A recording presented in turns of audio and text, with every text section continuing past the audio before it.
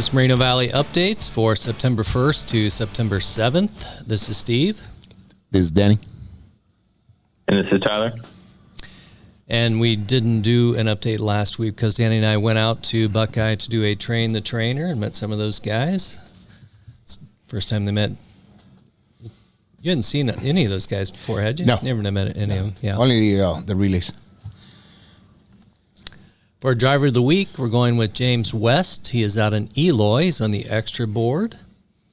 And what did we say about him last time? He does a good job. Thanks, James. For our new hires, we have here in Moreno Valley, we had 3 people start. Jonathan Weatherspoon, Luke Malbury, and Abraham Acosta. And we actually have someone doing orientation right now. His name is Andre Hart. So those 4 guys starting in Moreno Valley. Let's go to our birthdays. We've got Victor Saldana here in Moreno Valley on September 1st. Antonio Cortez Gill, also here, September 3rd. Juan Garcia, also here in Moreno Valley on September 5th. And then the big boss, Ray Miles, on September 3rd. Do you know how old he is? I would say about 45, 46 maybe. Sure. All right, happy birthday, guys. For anniversaries, you just had one that we had missed. Nobody this week, but last week, August 25th, Baldomero Cabazon hit 9 years. So congratulations, Baldo. Oh, we forgot, want to mention one other birthday, Isaac Harmon.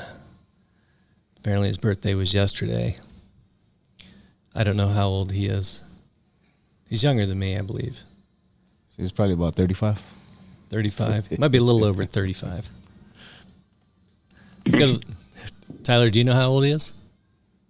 I think, he's the boss, so I'm just going to say 30 to be on the safe side. I don't want to get the number wrong. All right, so Los Angeles weather. We're looking at mostly sunny, low chance of rain all week. We got high 80s, low 90s, looking at a high of 97 on Friday. That's in some of Danny's favorite weather. Perfect. For Las Vegas, over 100. Every day, sunny, no chance of rain, 109 on Friday. So continue to hydrate. There was the 2 new guys that started up there. Should ask them how they're doing with Kelvin and Angel. Should ask them how they're doing with that heat.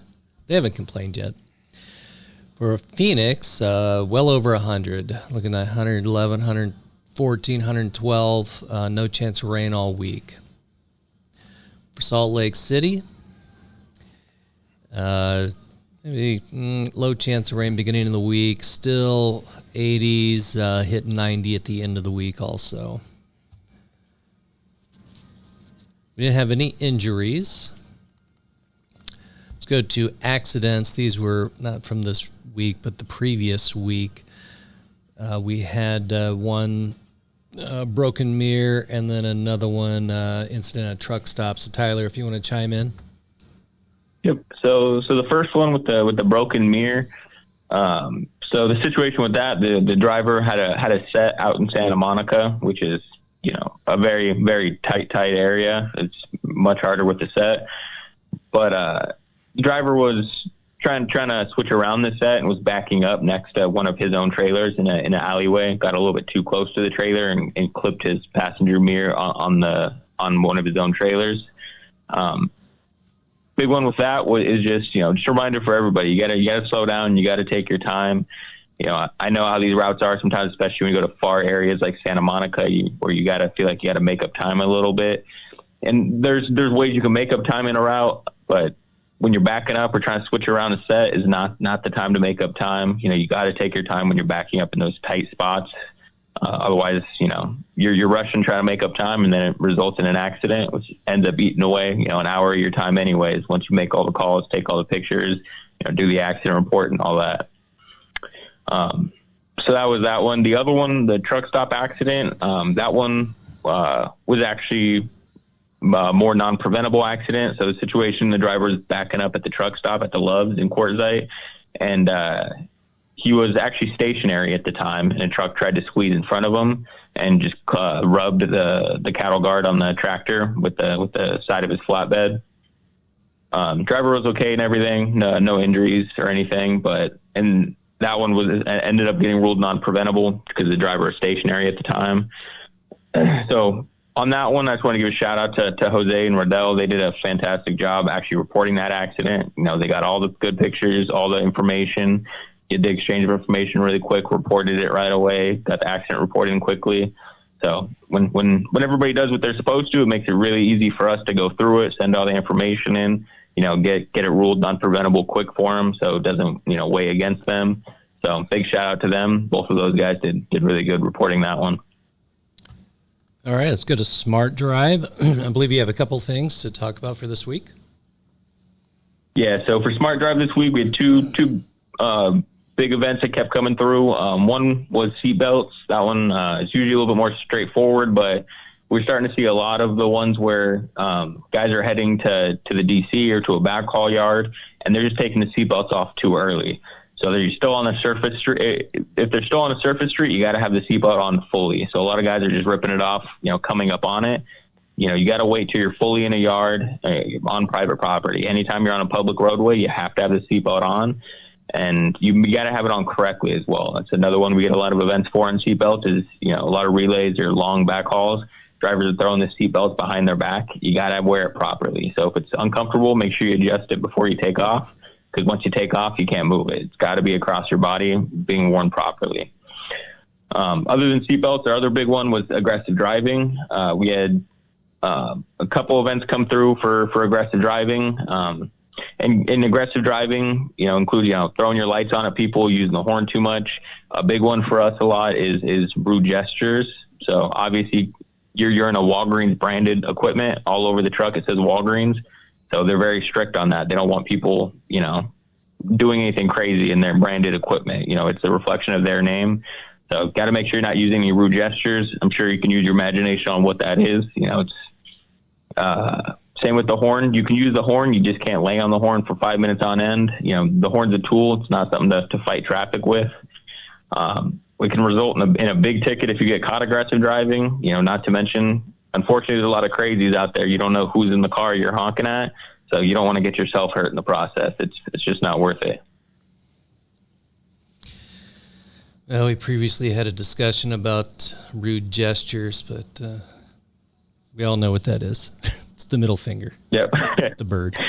I'm sure there's other hand signals that people could do, but get yourself shot or in trouble. All right, let's go to announcements. Still a few people haven't signed that schedule of wages and working conditions. So for the Driver Appreciation Week cookout, October 3rd, David Flores will be setting up his tents and tables and chairs and grill. And then we will all eat too many burritos or a tortas or probably all of them. All of the above. We'll be there all day, so I'll probably eat a burrito, quesadilla, and a tortas, and whatever else he wants to make. Maybe I think I'll bring a big bag of nachos. Do that up too. Want to do DoorDash on it? DoorDash. All right, so there's a change to the 16-hour rule.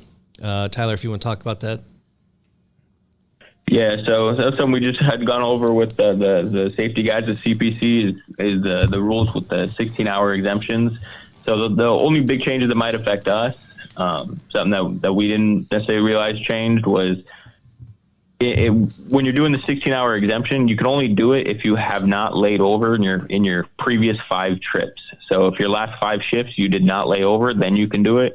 If you've laid over at any point in those 5 days, you cannot do the 16-hour exemption. And then the other half of that is when you do a 16-hour exemption, you cannot use that to get to a hotel. You have to use a 16-hour exemption to go back to the same place that you started your shift from, whether that's your domicile yard or your DC. It's always got to be back at the place you started from.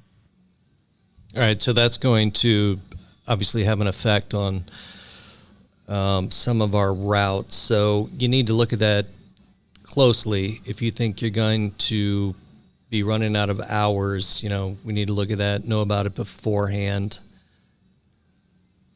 So there's a pay increase starting this week. That it was 75 cents an hour.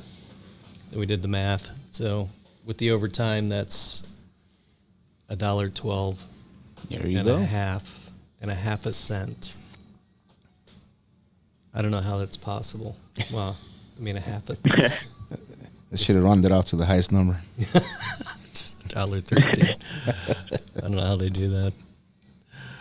So it seems like I'm forgetting something. This is actually our second take on this. The first take, the file was corrupted. The first take was way better. That was money.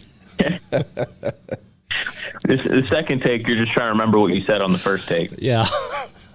Oh, well. That's all I have for this week. Got anything, Danny? No, that's it. That's it for me. Have a good week.